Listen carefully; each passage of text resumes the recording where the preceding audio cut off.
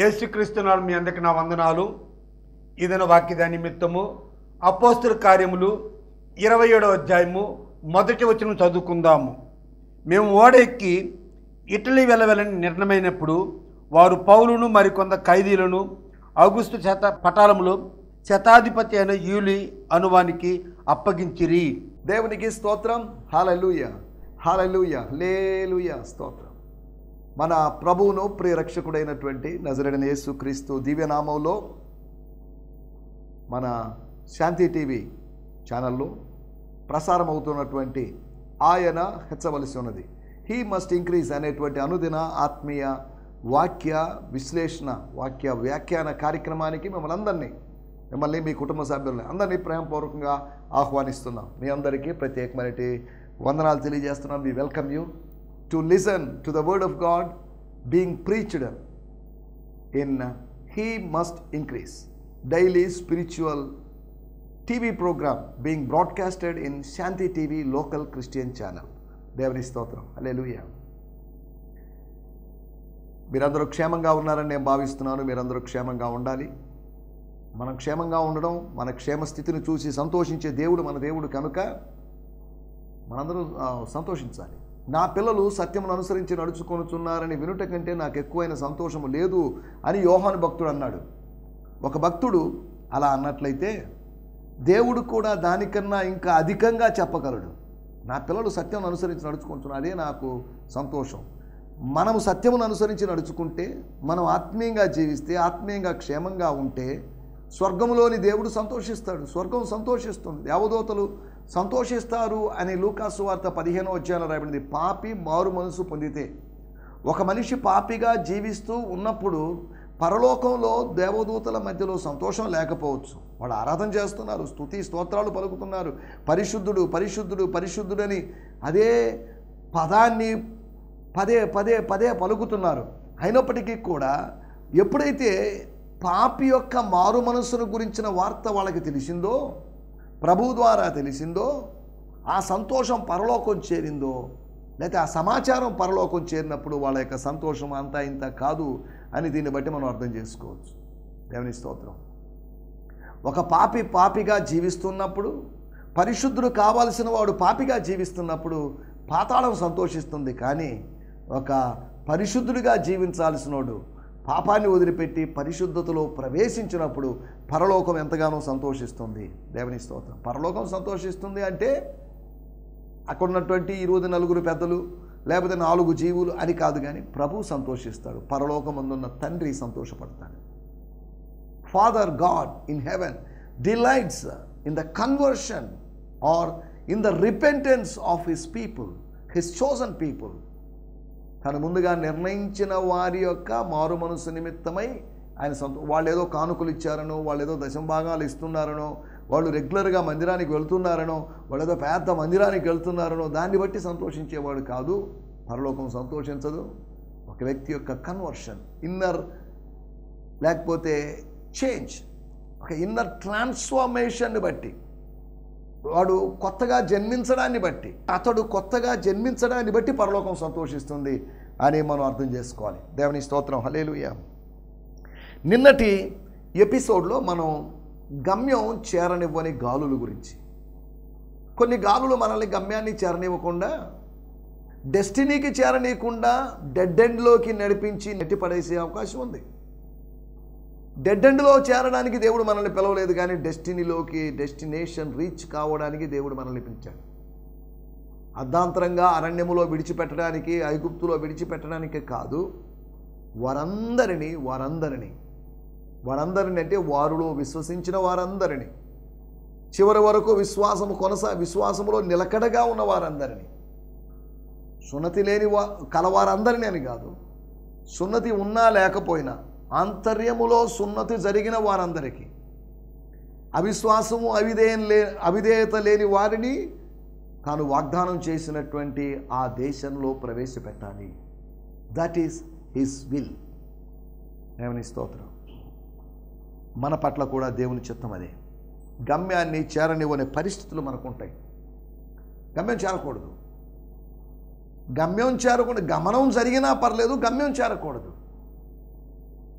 గమ్యం చేరడానికి ముందు అనేక మలుపులు తిరిగినా పర్లేదు, ప్రయాణం ప్రారంభించి ప్రయాణం మధ్యలోకి వచ్చి ప్రయాణంలో అనేక చోట్ల ఆగి, లేకపోతే ముందుకి ఆగుతూ సాగుతూ, లేకపోతే అటు ఇటు కొట్టాడుతూ ఉన్నా పర్లేదు, కానీ గమ్యం చేరడానికి వీల్లేదు అనేది అపవాది యొక్క చిత్తం.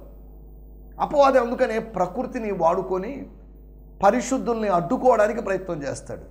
కానీ ప్రకృతి మీద శక్తి కలిగిన ప్రభువు మన పక్షాన ఉన్నాడు కనుక ఈ ప్రకృతి శక్తుల మీద మనము గొప్ప విజయాన్ని సాధించగలం. దేవుని స్తోత్రం. గమ్యం చేరనివ్వని గాలులు, ఒకటి మనల్ని కొట్టేటువంటి, మన జీవిత నావను కొట్టేటువంటి, మన జీవన దోణెను కొట్టేటువంటి గాలులు ఉంటాయి. రెండోది మనల్ని పోనివ్వని గాలులు, మన కాళ్లకు బంధాలు వేసేటువంటి గాలులు. కొన్ని సెంటిమెంట్స్ మనల్ని కట్టిపడేస్తున్నాయి, కొన్ని సెంటిమెంట్స్ మనల్ని ఆపివేస్తున్నాయి. ఒక యాజకుడు వెళ్ళనివ్వకుండా, ఒక లేవీయుడు వెళ్ళనివ్వకుండా న్యాయాధిపతుల గ్రంథంలో అతన్ని కొన్ని రోజులు ఆపారు. ఆపిపెట్టిన పరిస్థితులు కథనం మనకు అక్కడ కనిపిస్తుంది. కొన్నిసార్లు మనల్ని ముందుకు సాగనీయకుండా కొన్ని బంధాలతో, మానవ బంధాలతో, మానవ తాళ్లతో, ఫిలిష్తీయ తాళ్లతో బంధించబడినటువంటి సంసోనులాగా. బంధించబడ్డాడు అంటే అతడు ఆగిపోయాడని అర్థం, బంధించబడ్డాడు అంటే సాగిపోకు లేకుండా ఉన్నాడు అని అర్థం. ప్రవహించాల్సినటువంటి వ్యక్తి ప్రవహించకుండా స్తంభించిపోవడం విచారకరమైన విషయం. స్తోత్రం.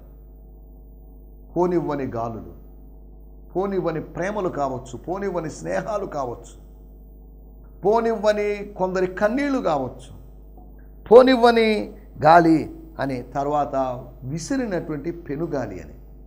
విసురుతుంది,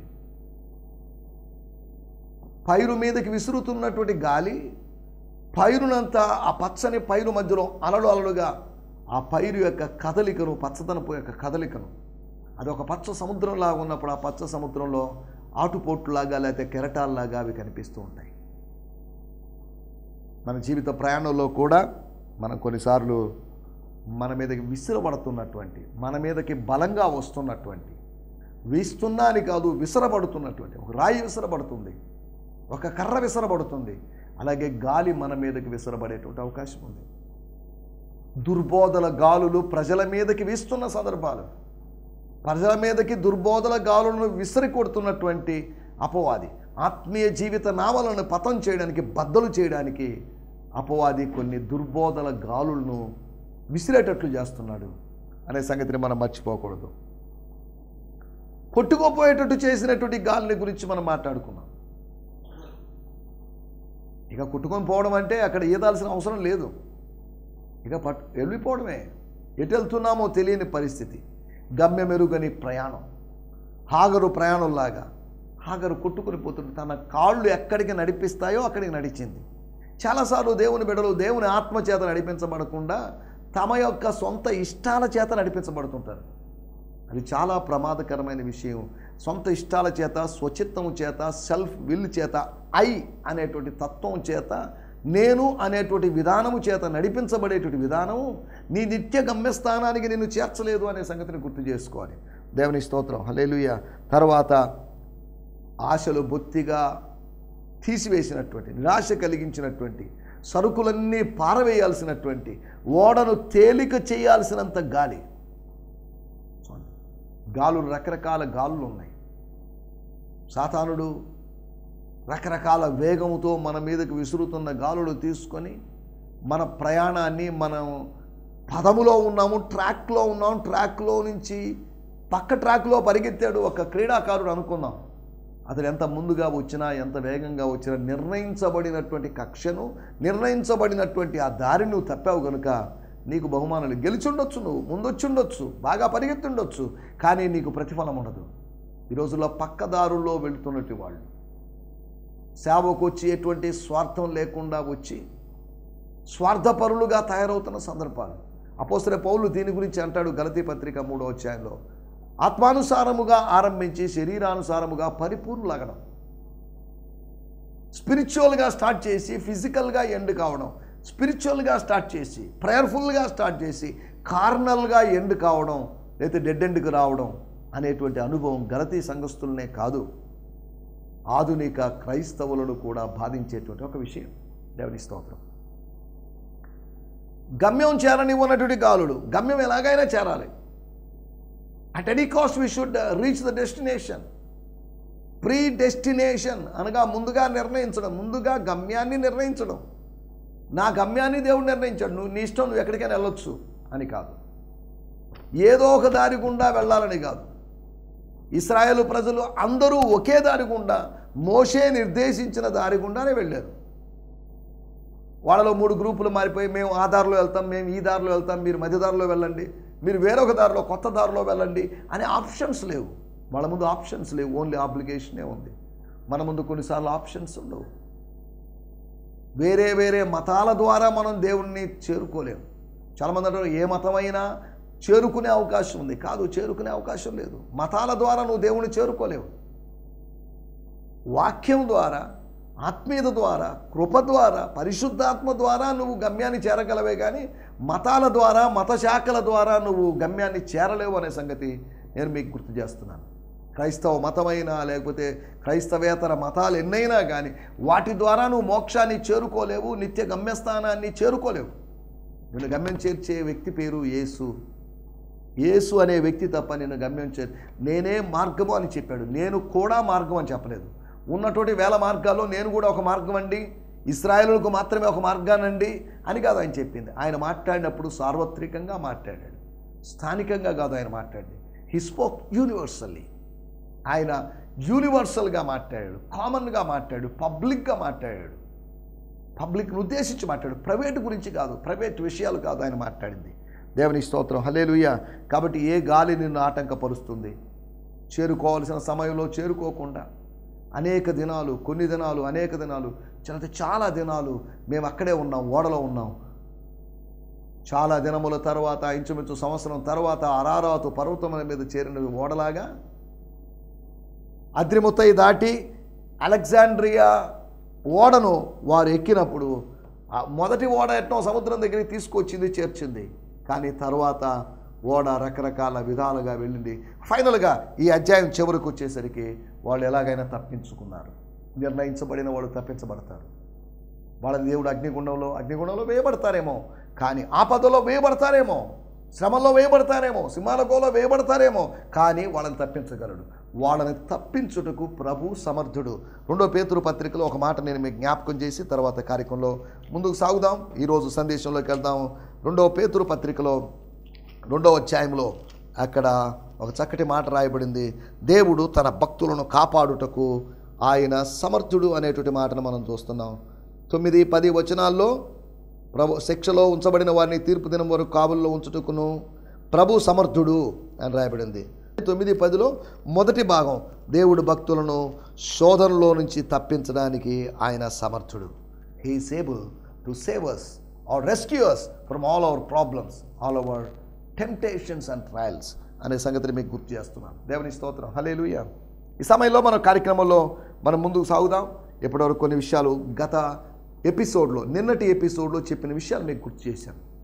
లోతును కాపాడిన దేవుడు, నోవహును కాపాడిన దేవుడు, అబ్రహామును కాపాడిన దేవుడు, తన ప్రజలను కాపాడిన దేవుడు.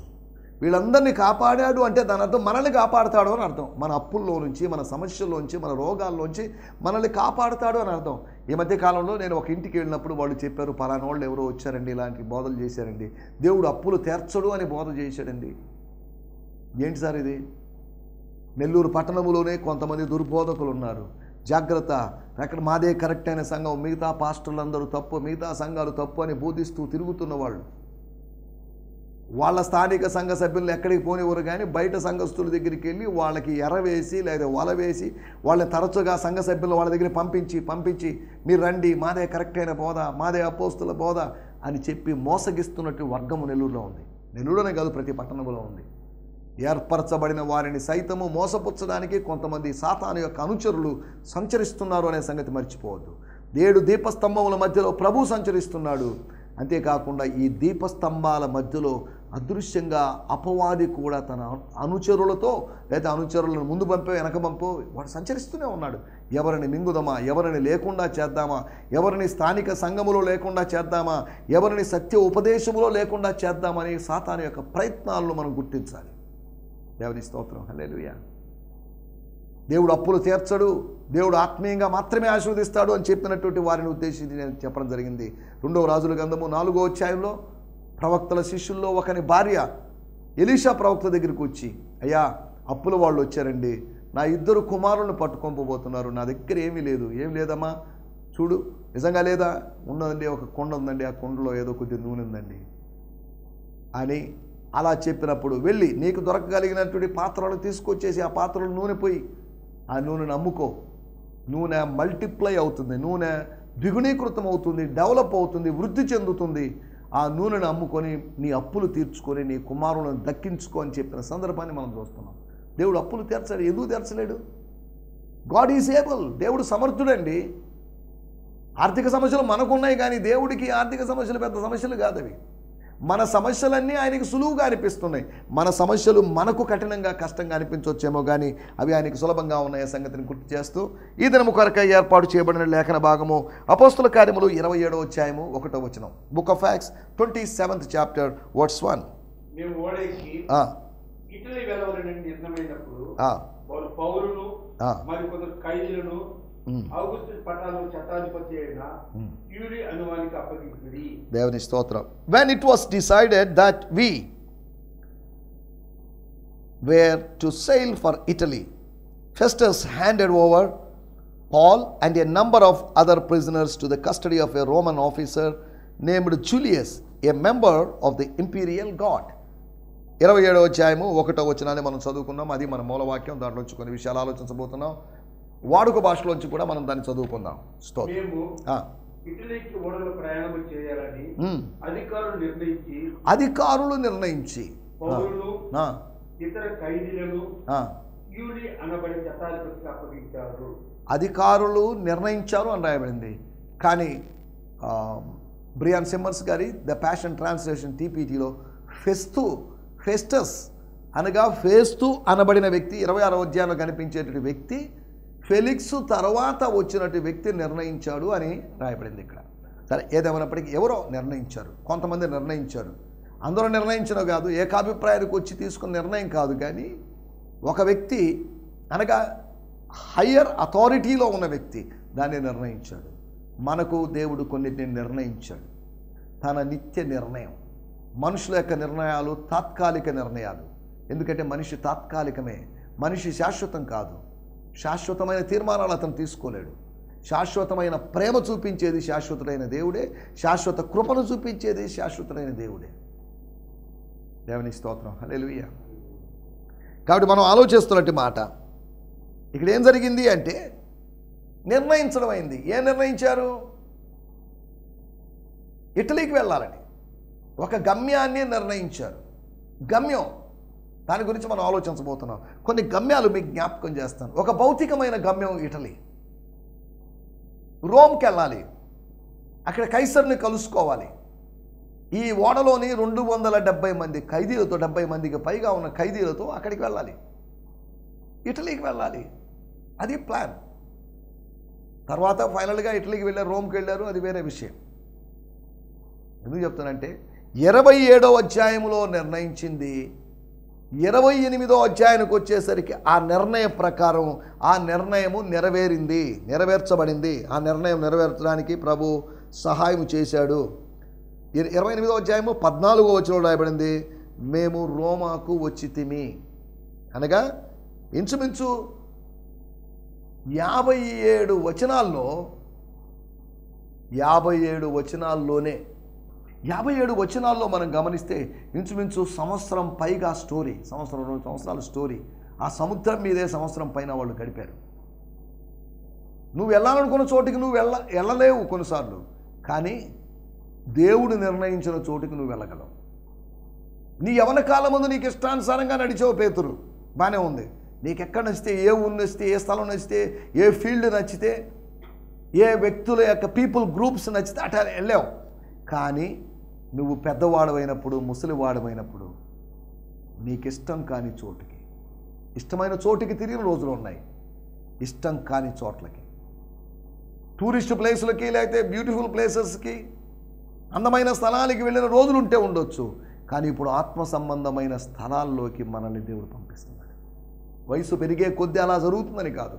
నువ్వు ముసలివాడు అయినప్పుడు, అనగా నీ యొక్క స్వచిత్తం సంహరించబడుతున్నప్పుడు, నువ్వు ఒక ఆత్మీయ సంపూర్ణతలోకి వస్తున్నప్పుడు, ముసలివాళ్ళు అయినప్పుడల్లా సంపూర్ణత వస్తుందని కాదు దాని అర్థం. నీ యవ్వన కాలంలో అలా తిరిగావు. నా చేత పిలువబడినప్పటికీ, ప్రభువు చేత పిలువబడినప్పటికీ, యేసు చేత పిలువబడినప్పటికీ కూడా అతడు తన ఇష్టాలను నెరవేర్చుకుంటూ ఉన్నాడు. కానీ దేవుని ఇష్టాలు నెరవేర్చుకున్నప్పుడు తనకిష్టం లేని చోటుకి వెళ్ళాడు. వెళ్ళినప్పటికీ అక్కడ తనను ఇష్టపడుతున్న దేవుని పరిచర్య చేయాల్సి వచ్చింది. సరే, దేవుని స్తోత్రం, హల్లెలూయా.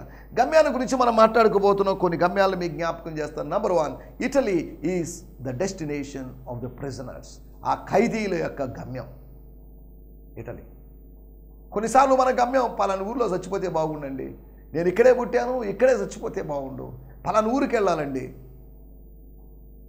ఆ నాన్నగారు ఆయన చనిపోయాడు, ప్రభునందు నిద్రించాడు. ఆయన ఈ సంవత్సరం ఫిబ్రవరి నెలలో ఆయన పలానా చోట చనిపోవాలని కానీ నిర్ణయించుకోలేదు.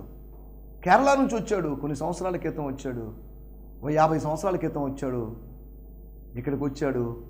తాను అక్కడికి వెళ్ళి చనిపోవాలని ఆశించలేదు. తాను అక్కడ ఎవరు లేరు, తన తల్లిదండ్రులు కానీ లేకపోతే తోబుట్టువులు ఒకరిద్దరు లేరు.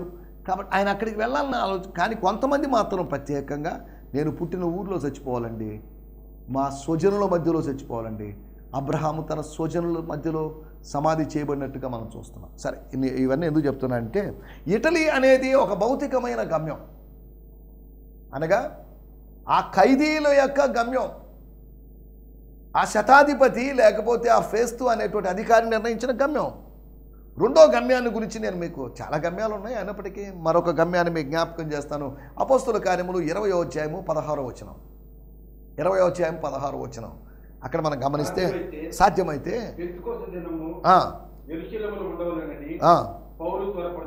పోయిన లాస్ట్ లేకపోతే దానికి ముందు సంవత్సరపు పెంతెకోస్తు సమయంలో తాను యెరూషలేములో ఉన్నాడో లేదో, మరి యెరూషలేములో అయితే అందరూ గ్యాదర్ అవుతారు. అపోస్తుల కార్యం 2వ అధ్యాయంలో పెంతెకోస్తు రోజు అందరూ గ్యాదర్ అయ్యారు. కనుక తాను సాధ్యమైతే పెంతెకోస్తు సమయానికి యెరూషలేము చేరుకోవాలి. అది తన యొక్క గమ్యం. కనుక కాలహరణము చేయక, అంటే ఆలస్యం చేయకుండా, జాప్యం చేయకుండా ఎఫెసీ దాటిపోయి ఎఫెసీ మీదుగా తాను యెరూషలేముకి వెళ్ళాలని నిర్ణయించుకున్నాడు. యెరూషలేముకి వెళ్ళాలి, భౌతికమైన యెరూషలేముకి వెళ్ళాలని ఒక యూదుడి యొక్క గమ్యం. ముస్లిం సోదరులు ఉన్నారు, వాళ్ళు మక్కా మదీనా జీవితంలో ఒక్కసారైనా దర్శించాలి అనేది వాళ్ళ యొక్క గమ్యం. నూతన యెరూషలేము అనేది పరిశుద్ధుల యొక్క గమ్యం. మన యొక్క గమ్యం భౌతికమైన యెరూషలేము కాదు, మన గమ్యం పైనున్న యెరూషలేము. దేవుని స్తోత్రం. పైనున్న యెరూషలేము స్వతంత్రంగా ఉన్నది, అది మనకు తల్లి, అది మనకు తల్లి లాంటిది అని వాక్యంలో ఉంచి మనం అర్థం చేసుకోగలం. మూడో విషయాన్ని నేను మీకు జ్ఞాపకం చేస్తాను. హెబ్రీయులకు రాసిన పత్రిక 6వ అధ్యాయము 2వ వచనం. హెబ్రీయులకు రాసిన పత్రిక 6వ అధ్యాయం 2వ వచనం. కాబట్టి డెడ్ వర్క్స్ను విడిచిపెట్టి, నిర్జీవ క్రియలను విడిచిపెట్టేసి, జీవం లేని క్రియలను విడిచిపెట్టి, దేవుని విశ్వాసమును బాప్తిస్మమును గురించి బోధయు అక్షర విక్షేపణకు మృతుల పునరుద్ధానమును నిత్యమైన తీర్పును అను పునాది మరల వేయక క్రీస్తును గుర్చిన మూలోపదేశము మాని సంపూర్ణులగుటకు సాగిపోదాము. చివరి మాట, సంపూర్ణులగుటకు సాగిపోదాం. సంపూర్ణులవుదాం. Let's be perfect. Let's go unto the perfection. మూల ఉపదేశాల్ని, మూల పాఠాలని, ఫండమెంటల్ టీచింగ్స్ని, బేసిక్ డాక్ట్రిన్స్ని, అక్కడ చెప్పండి ఫస్ట్ ప్రిన్సిపల్స్ని, వాటన్నిటిని వదిలిపెట్టి, అవి అవసరం లేదని కాదు, అవి అవసరం, వాటి మీదుగా వాటిని ఆధారంగా చేసుకుని ఇక్కడ దాకా వచ్చాం. అవి లాంటివి, అవి ఏబిసిడి లాంటివి. ఇప్పుడు మనం పదాల్లోకి వచ్చాం, గుణింతాలు దాటాం, లేదా వాక్యాలు, వ్యాకరణం, ఇలా మనం వెళ్తున్నప్పుడు మనం ఇంకా బేసిక్ విషయాల కోసం దేనికి? పిల్లవాని చేష్టలు మనకెందుకు? మనం పిల్లవాళ్ళం కాదు కదా, పెద్దవాళ్ళమయ్యాం కదా ఆత్మ సంబంధంగా అనేది పౌలు యొక్క అభిప్రాయం. మనం ఇక్కడ ఆలోచిస్తున్న విషయము సంపూర్ణులగుటకు సాగిపోవడం. సంపూర్ణత, పర్ఫెక్షన్ ఈజ్ అవర్ డెస్టినేషన్. ఆత్మీయ జీవితంలో ఆత్మీయంగా ఆత్మ సంబంధమైన గురి, గమ్యం ఏంటంటే సంపూర్ణత. సంపూర్ణత అంటే ఏంటి అని మనం ఆలోచిస్తే, ఎఫెసీ పత్రిక 4వ అధ్యాయంలో మనం గమనిస్తే, క్రీస్తుకు కలిగినటువంటి సంపూర్ణత, క్రీస్తుకు కలిగినటువంటి ద పర్ఫెక్షన్ ఆఫ్ క్రైస్ట్. 4వ విషయాన్ని నేను మీకు జ్ఞాపకం చేస్తాను. ఫిలిప్పీయులకు రాసిన పత్రిక 3వ అధ్యాయము 20వ వచనం. మన పౌరస్థితి పరలోకమందున్నది. మన యొక్క పౌరస్థితి పరలోకమందున్నది. అక్కడ నుండి ప్రభువైన యేసుక్రీస్తును రక్షకుని నిమిత్తము కనిపెట్టుకుని ఉన్నాం. రక్షకుని యొక్క రాకడ నిమిత్తమై ఆయన రావాలని, ఆయన వస్తున్నాడని, రాబోతున్నాడని శుభప్రదమైన నిరీక్షణ కలిగి, సిగ్గుపరచబడిన నిరీక్షణ కలిగి, ఆత్మకు లంగరు లాంటి నిరీక్షణ కలిగి మనం ముందుకు సాగుతున్నాం. ఎందుకు? ఏంటి? మన పౌరస్థితి పరలోకమందు. మన హెడ్ ఆఫీస్, మన కేంద్రము, మన ప్రధాన కార్యాలయము పరలోకములో ఉంది. పైనున్న యెరూషలేమే. అది మనకు తల్లి లాంటిది కాబట్టి, నేను నువ్వు బిడ్డ లాంటి వాళ్ళం కాబట్టి, బిడ్డలు తల్లుల దగ్గరికి వెళ్తారు, బిడ్డ తల్లి కలుసుకుంటారు. అది అపూర్వమైనటువంటి ఒక అరుదైనటువంటి అద్భుతమైన కలయిక. భగవంతుడు భక్తుడు ప్రతిరోజు ప్రార్థనా గదిలో కలుసుకుంటాడేమో, కృపాసనం దగ్గర కలుసుకుంటారేమో, కానీ క్రీస్తు లోకములో, ఒక నూతనమైన లోకంలో, పరలోకం, మన పౌరస్థితి పరలోకమందు ఉంది. ఇక్కడ లేదు, ఇక్కడ ఉంది. రోమా పౌరస్థితి ఉంది, యెరూషలేము సంబంధించి ఇశ్రాయేల్ దేశపు పౌరస్థితి ఉంది, కానీ మన పౌరస్థితి పరలోకంలో ఉంది. స్తోత్రం. అనగా పరలోకపు పౌరులుగా మార్చబడ్డాం. ఎప్పుడు మన పౌరస్థితి ఎక్కడుంది అని మనం గమనిస్తే, మన పేర్లు జీవ గ్రంథంలో రాయబడ్డాయి రక్షించబడినప్పుడు. దేవుని స్తోత్రం. లూకా సువార్త 10వ అధ్యాయం మీ పేర్లు జీవ గ్రంథంలో రాయబడ్డాయి, పరలోకమందు రాయబడ్డాయి. దీన్ని బట్టి సంతోషించండి అని ప్రభు చెప్పిన సందర్భాన్ని చూస్తున్నాం. దేవుని స్తోత్రం. హల్లెలూయా. ఆ మాటలు నేను ఇక్కడ ముగించేస్తున్నాను. 4 గమ్యాలు మీకు జ్ఞాపకం చేశాను. ఇటలీ అనేటువంటి అక్షరార్థమైన గమ్యం, రెండవది యెరూషలేము అనేటువంటి యూదుల యొక్క గమ్యం, మూడవది వచ్చేసి సంపూర్ణ అగుట అనేటువంటి పరిశుద్ధుల యొక్క భూమి మీద ఉన్నప్పుడు ఉన్న గమ్యం, నాలుగవది మరణానంతరము మహిమలో, లేకపోతే మరణం తరువాత మనకు ఉన్నటువంటి గమ్యం పరలోక రాజ్యమేనని, మన గమ్యాన్ని మనం చేరుకోవాలని, గమ్యంలో ప్రశాంతంగా నెమ్మదిని అనుభవించేవారుగా ఉండాలని కోరుకుంటూ నా మాటలు ఇక్కడ ముగిస్తున్నాను. దేవుని స్తోత్రం. హల్లెలూయా. ఈ సందేశము మీకు ఆశీర్వాదకరంగా ఉందని నమ్ముచున్నాము. ప్రార్థనా అవసరతల కొరకు మమ్మల్ని సంప్రదించవలసిన మా చిరునామా గిద్యోన్ మిషన్ చర్చ్, 6వ వీధి, శాంతినగర్, నెల్లూరు 4, ఆంధ్రప్రదేశ్. పిన్ 524004. మా ఫోన్ నంబర్లు 7036443613 మరి ఒక నంబర్ 9392293010. మా ఈమెయిల్ ఐడి gfihmi2015@gmail.com. దేవుడు మిమ్మును ఆశీర్వదించునుగాక. ఆమేన్.